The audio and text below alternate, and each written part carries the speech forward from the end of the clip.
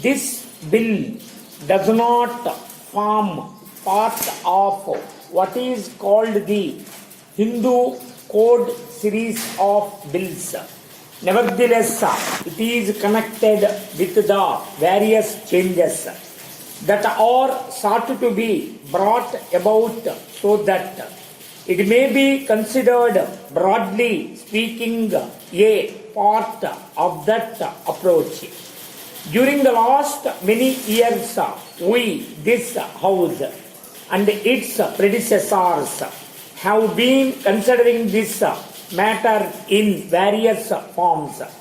At least one, two, or three occasions I gave an assurance to this House that we shall expedite this matter.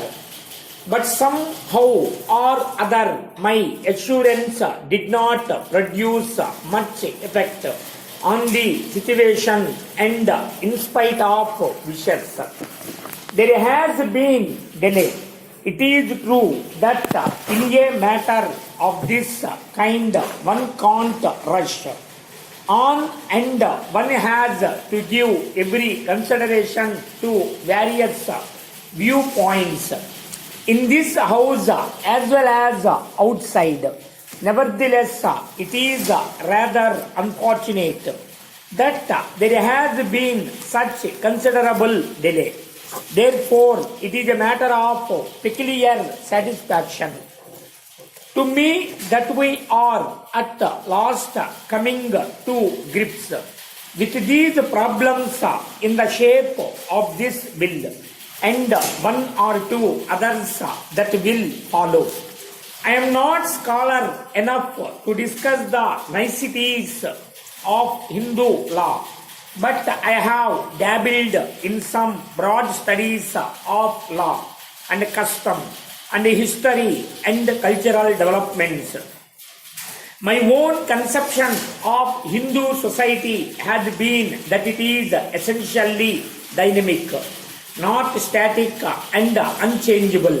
Indeed, the mere fact that it has lasted a long time is due to a certain dynamism which has enabled it to adapt itself to changing conditions. Gradually, Hindu society became rather static through the hardening of the caste system and in various other ways. This process was spread over 100 years, and the final seal was set upon it with the advent of British government in this country. Whenever we talked of Hindu law, we always talked of Hindu law and custom, which meant that custom was gradually changing Hindu law. That is, as conditions changed, customs developed, which affected the law in practice. Whatever it might have been in the ancient texts. Of course, there are so many ancient texts that one can quote the scripture for any argument.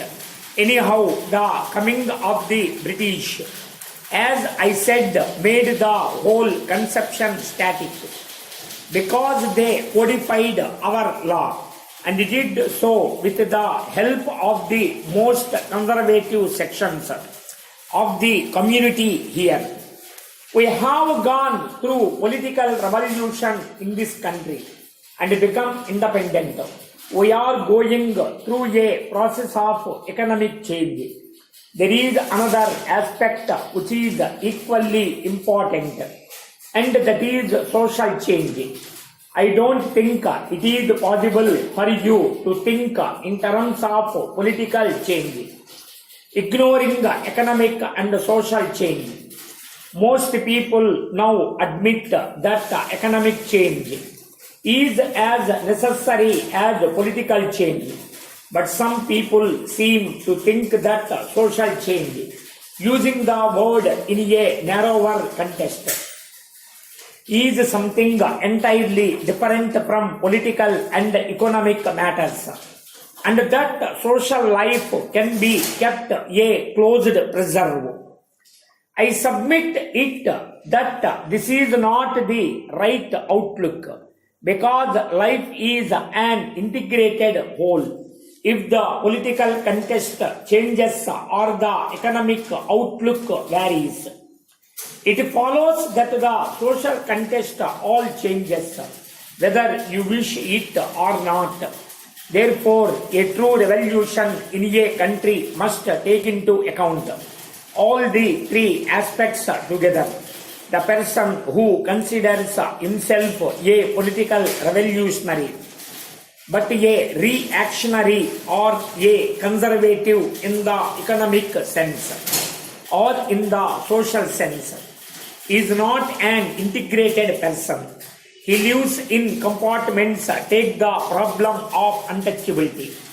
I can't quote the sacred books, but many people hold that the sacred books enjoined it on them.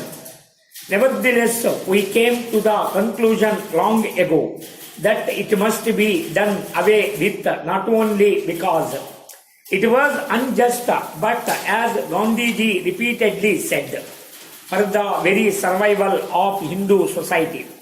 That is to say, this important social change became essential even from the narrower point of view of Hindu society itself.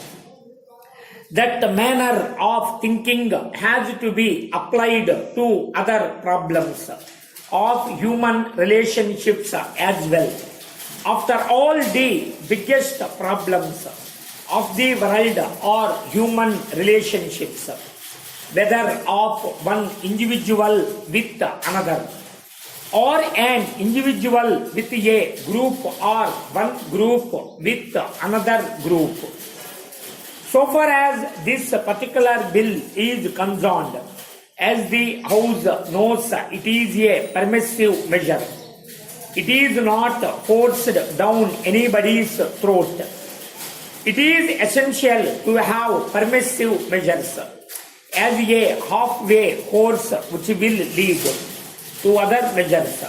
I don't propose to say anything about the clauses of the bill. I think that as the bill has emerged from the Council of States, it would be desirable to make alterations or amendments only here and there, not in regard to any big principles. This is not, we all know, any kind of a party measure. It is a measure affecting all of us.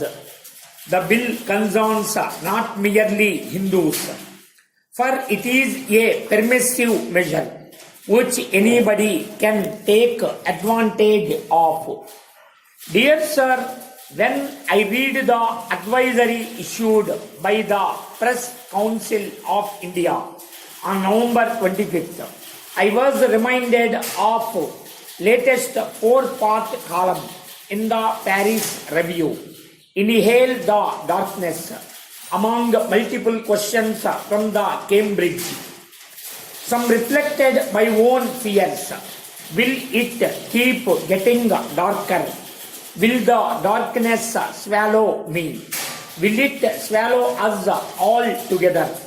In its wisdom, the Press Council of India issued an advisory that read, the Press Council of India has considered references received from various quarters by the government about the responsibility of Indian newspapers in publishing foreign contents. The Council is of the view that unregulated circulation of the foreign content is not desirable. Hence, it advises the media to publish foreign extracts in Indian newspapers with due verification as the reporter, publisher and editor of such newspaper shall be responsible for the contents irrespective of the source from which it is received. Before addressing the stark nature of the advisory,